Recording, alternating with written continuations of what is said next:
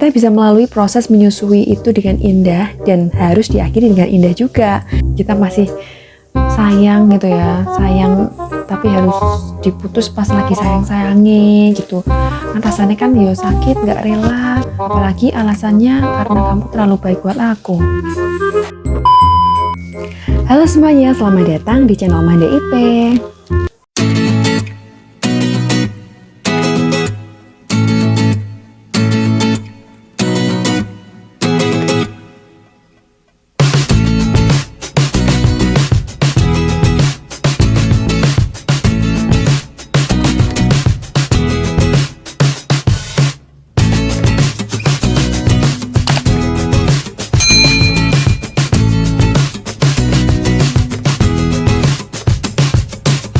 Assalamualaikum, kembali lagi dengan saya Mahda.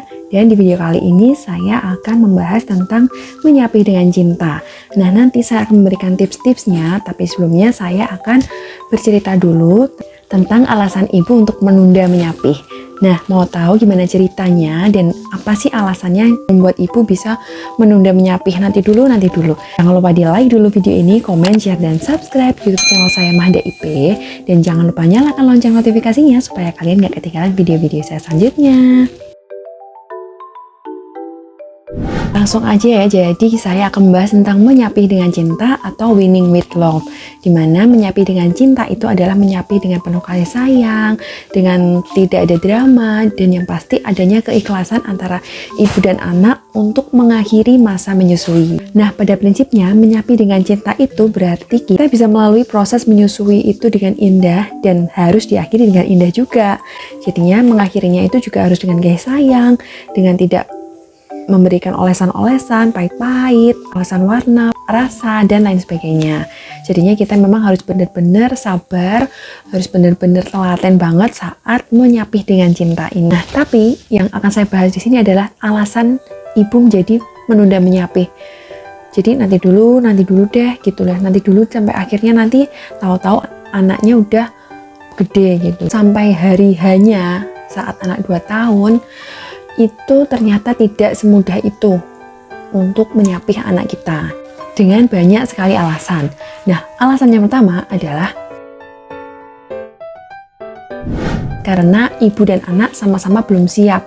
Kita terlalu nyaman dengan kebiasaan kita sehari-hari, jadinya ibu dan anak sama-sama ya nggak berani keluar dari zona nyamannya itu loh tuh. Jadinya anak jadi rewel, ibu jadi kalau ibunya belum siap jadi tidak waras gitu loh. Jadinya memang harus dipersiapkan banget itu ya, sebagai ibu harus siap, sebagai anak juga harus siap. Nggak tega.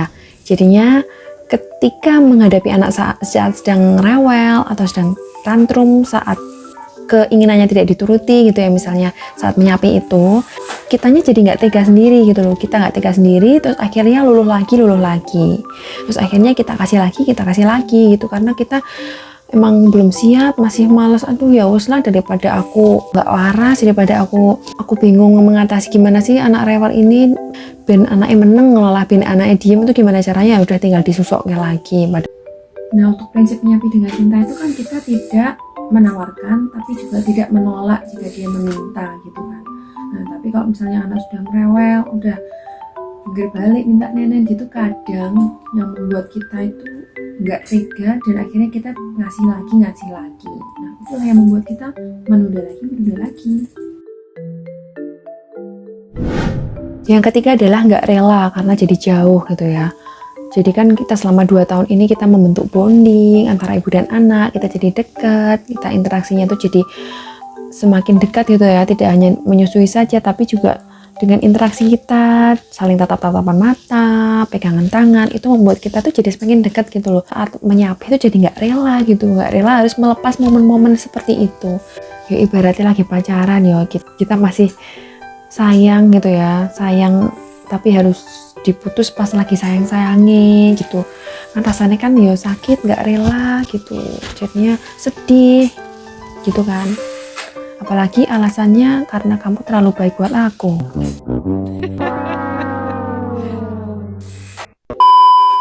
Beda ya, kalau ini kan menyusui jadinya harus memang ini yang terbaik gitu ya. Kalau menyapih menyapi dengan cinta ya itu emang yang terbaik gitu ya, harus disapih gitu ya. Tapi ya itulah, kembali lagi ibunya nggak rela saat melepas masa-masa menyusui itu, jadinya ya tertunda lagi.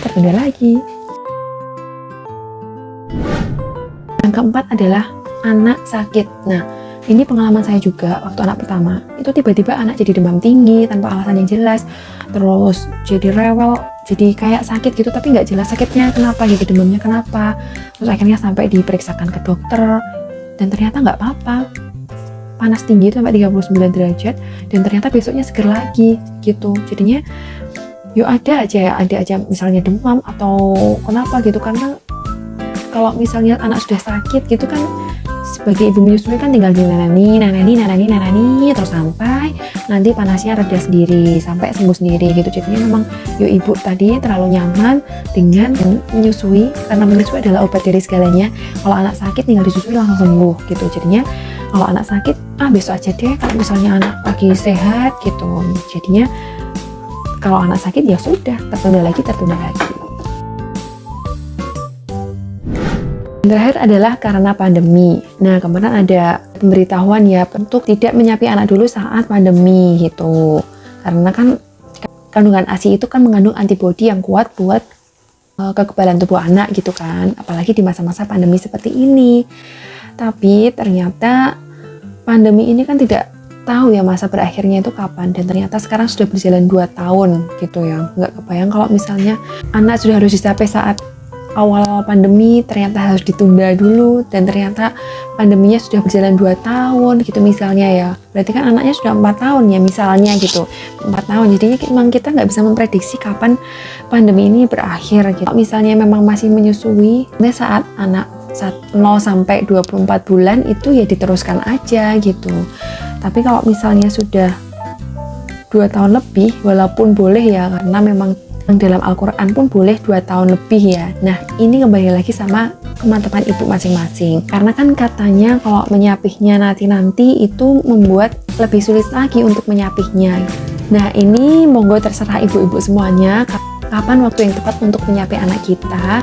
Jika memang dirasa sudah siap, ibunya sudah siap, anaknya sudah siap, itu kita bisa melalui tips-tips menyapi dengan cinta yang akan saya berikan di video setelah ini. Dan semoga pandemi ini bisa segera berakhir, virus-virusnya hilang, jadinya kita bisa lebih leluasa lagi untuk pergi keluar, untuk menjalankan aktivitas-aktivitas yang lain, untuk pergi ke sekolah gitu ya, untuk pergi ke luar rumah. Pasti semoga kita semuanya, anak-anak kita, keluarga kita, dan saudara-saudara kita semuanya bisa ya sudah terhindar dari virus ini, bisa melalui pandemi ini dengan lancar, dengan bahagia, dan semoga pandemi ini segera berakhir. Amin. Cukup sekian video dari saya tentang alasan ibu menunda menyapi, dan di video selanjutnya saya akan membahas tentang tips untuk menyapi dengan cinta. Nah, jangan lupa di like video ini, komen, share, dan subscribe YouTube channel saya Mahda IP, dan jangan lupa nyalakan lonceng notifikasinya supaya kalian gak ketinggalan video-video saya selanjutnya. Jadi nantikan video selanjutnya ya. Dadah, wassalamualaikum warahmatullahi wabarakatuh.